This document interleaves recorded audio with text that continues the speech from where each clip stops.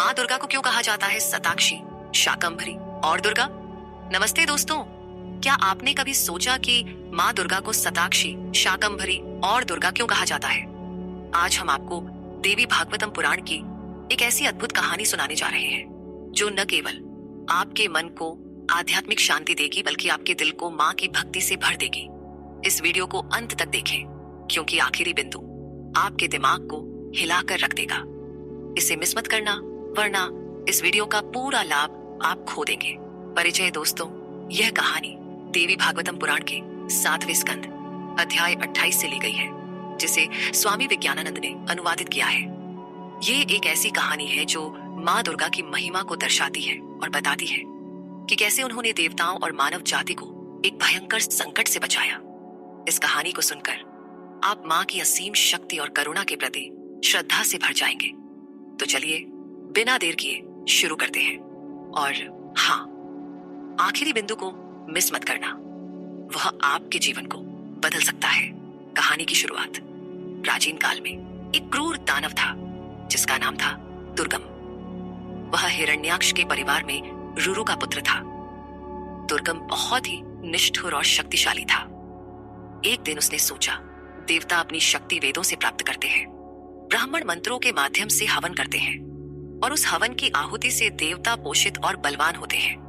अगर मैं वेदों को नष्ट कर दूं तो देवता भी नष्ट हो जाएंगे। यह विचार आते ही दुर्गम ने हिमालय की ओर प्रस्थान किया और वहां ब्रह्मा जी की तपस्या शुरू की। उसने हजारों वर्षों तक कठोर तप किया, केवल हवा पर जीवित रहकर। उसकी तपस्या की तेजस्विता इतनी प्रबल थी कि देवता, असुर और सभी लोग उसके तेज से कांपने लगे। ब्रह्मा जी का वरदान दोस्तों, दुर्गम की तपस्या से प्रसन्न होकर चारमुखी ब्रह्मा जी अपने हंस पर सवार होकर वहां पहुंचे। उन्होंने दुर्गम से कहा, वत्स, मैं तुम्हारी तपस्या से प्रसन्न हूं, जो चाहो मांग लो। दुर्गम ने तुरंत कहा, हे प्रभु, मुझे सभी वेद प्रदान करें, साथ ही मुझे ऐसी शक्ति दे कि मैं तीनों लोकों में मौजूद वैदिक मंत्रों को अपने पास ला सकूं और देवताओं को परास्त कर सकूं। ब्रह्मा जी ने कहा, तथास्तु। और तभी से वेद गायब हो गए। ब्राह्मणों को वेदों का ज्ञान भूल गया। संध्या, हवन, श्राद्ध, यज्ञ, छप सब कुछ बंद हो गया। पृथ्वी पर हाहाकार मच गया। ब्राह्मण एक दूसरे से कहने लगे, यह कैसे हुआ? वेद कहां चले गए? अब हम क्या करें? यह सुनकर आपका मन भी विचलित हो रहा है ना? लेकिन रुकिए, कहानी अभी और रोमांचक होने वाली है। और आखिरी बिंदु को सुनने के लिए तैयार रहे, यह आपके लिए जीवन बदलने वाला हो सकता है। पृथ्वी पर संकट दोस्तों, जब वेद गायब हुए तो हवन बंद हो गए। हवन की आहुति से सूर्यलोक को बल मिलता है, जिससे वर्षा होती है। लेकिन अब वर्षा भी बंद हो गई। पृथ्वी सूखने लगी। नदियां, तालाब, कुएं सब सूख गए। 100 वर्षों तक एक बूंद पानी नहीं बरसा। लाखों लोग, गायें, भैंसें और अन्य पशु भूख और प्यास से मरने लगे। हर घर में मृत शरीरों के ढेर लग गए। कोई भी उनके अंतिम संस्कार के लिए नहीं बचा। देवता भी कमजोर पड़ गए क्योंकि उन्हें हवन की आहुति नहीं मिल रही थी। इस बीच दुर्गम ने अमरावती पर आक्रमण कर दिया। देवता उसका सामना नहीं कर सके और सुमेरु पर्वत की गुफाओं में छिप गए। वहां उन्होंने महादेवी की ध्यान और पूजा शुरू की। यह सुनकर आप भी सोच रहे होंगे, अब क्या होगा? लेकिन मां की शक्ति से बड़ा कुछ नहीं। और आखिरी बिंदु में हम आपको कुछ ऐसा बताएंगे जो आपकी भक्ति को और गहरा कर देगा। तो वीडियो को स्किप मत करना। माँ दुर्गा का अवतरण जब पृथ्वी पर यह महासंकट आया, ब्राह्मणों ने हिमालय पर जाकर माँ महेश्वरी की कठोर तपस्या शुरू की। बिना भोजन के पूर्ण समाधि में उन्होंने माँ को पुकारा, हे माँ, हम पर दया करो, हम पापी हैं, लेकिन तुम हमारी अंतः प्रेरक शक्ति हो। तुम्हारे बिना हमारा कोई सहारा नहीं। जल के बिना जीवन असंभव है। हमें इस संकट से बचाओ। दोस्तों, ब्राह्मणों और देवताओं की इस पुकार को सुनकर माँ महेश्वरी प्रकट हुई। उनका रूप अद्भुत था, नील वर्ण जैसे काजल की राशि। उनके शरीर में अनगिनत आंखें थीं, जैसे नीले कमल।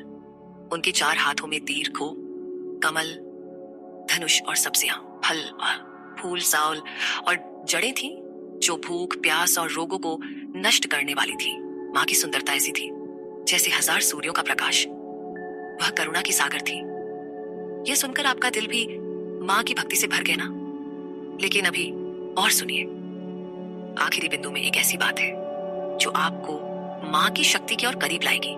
स्किप मत करना। माँ की करुणा और सताक्षी नाम माँ ने अपनी अनगिनत आंखों से 9 रातों तक निरंतर आंसुओं की वर्षा की। इन आंसुओं से नदियां बहने लगी, पृथ्वी फिर से हरी भरी हो गई, लोगों और औषधियों को जीवन मिला। देवता गुफाओं से बाहर आए और ब्राह्मणों के साथ मिलकर माँ की स्तुति करने लगे। हे माँ, तुम वेदांत की महावाक्यों में प्रकट होती हो, तुम माया की स्वामिनी हो, तुम भक्तों की कल्प वृक्ष हो। हमारी भूख मिटाने के लिए तुमने सब्जियां और फल दिए, इसलिए तुम शाकंभरी कहलाओगी। और क्योंकि तुमने हमारी रक्षा के लिए अनगिनत आंखों से आंसू बहाए, तुम सताक्षी कहलाओगी। दोस्तों, माँ ने न केवल लोगों की भूख मिटाई बल्कि पशुओं को भी घास दी। नए फसलें उगने तक माँ ने सभी का पोषण किया। यह सुनकर आप भी माँ की करुणा के प्रति कृतज्ञ महसूस कर रहे हैं ना? लेकिन आखिरी बिंदु में एक ऐसी बात है जो आपकी आध्यात्मिक यात्रा को और समृद्ध करेगी। इसे मिस मत करना। दुर्गम का अंत और दुर्गा नाम जब दुर्गम को इस बात का पता चला, वह 1000 अक्षौहिणी सेना लेकर माँ के सामने आया। देवताओं और ब्राह्मणों ने माँ से प्रार्थना की, हमें बचाओ। माँ ने देवताओं और ब्राह्मणों को एक प्रकाशमय घेरे में सुरक्षित किया और स्वयं युद्ध के लिए तैयार हुई। माँ के शरीर से कालिका, तारिणी, षोडशी, त्रिपुरा, भैरवी, कमला, बगला, मातंगी, त्रिपुरा सुंदरी, कामाक्षी, तुलजा देवी, जंभिनी, मोहिनी, छिन्नमस्ता और अनगिनत गुह्य कालियां प्रकट हुई। इन शक्तियों ने दुर्गम की 100 अक्षौहिणी सेना को नष्ट कर दिया। युद्ध इतना भयंकर था कि सूर्य तीरों से ढक गया और अंधेरा छा गया, लेकिन माँ की शक्तियों ने प्रकाश ला दिया। 11वें दिन दुर्गम स्वयं युद्ध में उतरा। उसने लाल वस्त्र, लाल माला और लाल चंदन लगाया और माँ के सामने आया। 6 घंटे तक भयंकर युद्ध हुआ। अंत में माँ ने 15 भयंकर तीर छोड़े। 4 ने उसके घोड़ों को, 1 ने सारथी को, 2 ने उसकी आंखों को, 2 ने उसकी भुजाओं को, 1 ने उसके ध्वज को और 5 ने उसके हृदय को भेद डाला। दुर्गम माँ के सामने मर गया और उसका प्रकाशमय आत्मा माँ के आकाशीय शरीर में विलीन हो गया। तीनों लोकों में शांति छा गई। देवताओं ने माँ की स्तुति की, हे माँ, तुम इस विश्व की एकमात्र कारण हो। तुम शाकंभरी, सताक्षी और अब दुर्गम का वध करने के कारण दुर्गा कहलाओगी। यह सुनकर आपका मन भी माँ की जय जयकार करने को उत्सुक हो रहा है ना? लेकिन रुकिए, आखिरी बिंदु अब भी बाकी है जो आपके जीवन को माँ की कृपा से जोड़ देगा। माँ का आशीर्वाद और वेदों की वापसी। माँ ने देवताओं और ब्राह्मणों की स्तुति सुनकर प्रसन्न होकर वेदों को वापस लौटा दिया। उन्होंने कहा, ये वेद मेरे शरीर का अंश है, इन्हें सावधानी से संरक्षित करो। मेरी पूजा और सेवा करो, क्योंकि इससे बड़ा कोई कल्याणकारी मार्ग नहीं है। मेरे गौरवपूर्ण कृत्यों को पढ़ो, मैं प्रसन्न होंगी और तुम्हारे सभी दुखों और विपत्तियों को दूर करूंगी।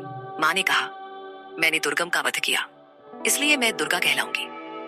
जो मेरा नाम दुर्गा और सताक्षी लेगा, वह मेरी माया को पार कर स्वतंत्रता प्राप्त करेगा। यह सुनकर आप भी माँ की शक्ति और करुणा के प्रति नतमस्तक हो गए ना? लेकिन आखिरी बिंदु अब भी बाकी है। यह आपके जीवन को माँ की भक्ति से जोड़ने का सबसे शक्तिशाली तरीका है। इसे मिस मत करना। आखिरी बिंदु और कॉल टू एक्शन। दोस्तों, अब वह आखिरी बिंदु जिसका आप इंतजार कर रहे थे। माँ दुर्गा की इस कहानी से हमने सीखा कि वह हमारी माँ है जो हर संकट में हमारी रक्षा करती है। लेकिन उनकी कृपा को पाने का सबसे शक्तिशाली तरीका क्या है? वह है उनके प्रति भक्ति और विश्वास। आज ही हमारे YouTube चैनल बिक्रम आदित्य को सब्सक्राइब करें और WhatsApp पर 7980210280 पर मैसेज करें। क्यों? क्योंकि हम आपको निःशुल्क ज्योतिष भविष्यवाणियां और आपके जीवन की हर समस्या का समाधान देंगे। यह आपके जीवन को माँ की कृपा से जोड़ने का सुनहरा अवसर है। सब्सक्राइब बटन दबाएं और WhatsApp पर मैसेज करें ताकि आप माँ दुर्गा की कृपा से अपने जीवन को सुख, शांति और समृद्धि से भर सके। यह वीडियो आपके लिए केवल एक कहानी नहीं बल्कि माँ की भक्ति का एक रास्ता है। इसे अपने दोस्तों और परिवार के साथ शेयर करें ताकि वे भी माँ की कृपा का लाभ उठा सकें। अब सब्सक्राइब करें और WhatsApp पर मैसेज करें आज ही। जय माता दी।